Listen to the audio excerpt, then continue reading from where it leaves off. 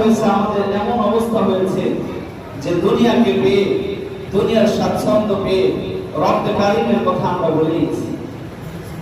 যে রব আমাকে তৈরি করলো, সৃষ্টি করলো, দুনিয়াতে পাঠাইলো, যে রব আমাকে দুনিয়ার বাতাস দেখাইছেন, খাওয়াইতেছেন, পড়াচ্ছেন, চলাফেরার সুযোগ করে দিয়েছেন, সেই রবের কথাই বলে গেলাম আমরা। আজকে সুন্দর সুন্দর মসজিদ হয়, কিন্তু মসজিদে মুসল্লি পাওয়া যায় না। আজকে মাহফিল হয়, মাহফিলের প্যান্ডেলে মানুষ পাওয়া যায় না। কোরআনের আয়োজন করা হয়, কোরআন শোনার মতো মানুষ খুঁজে পাওয়া যায় না।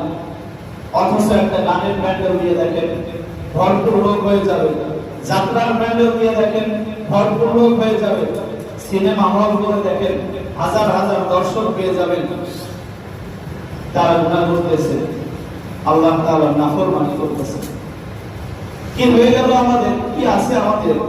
এই দুনিয়া তো মুসলমানের জন্য, মুমিনের জন্য জেলখানা স্বরূপ।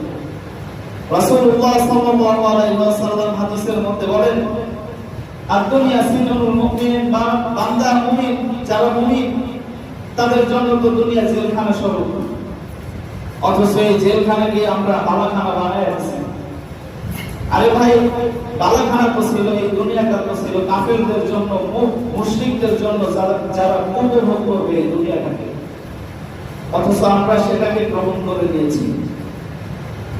আজকের মুসলমানের অধঃপতনের একটা মাত্র কারণ, সেটা হচ্ছে কেবলমাত্র শুধুমাত্র ইসলামকে ছেড়ে, ইসলামের নাম ব্যবহার করে আমরা বেজাতীয় ধর্মকে গ্রহণ করে নিয়েছি।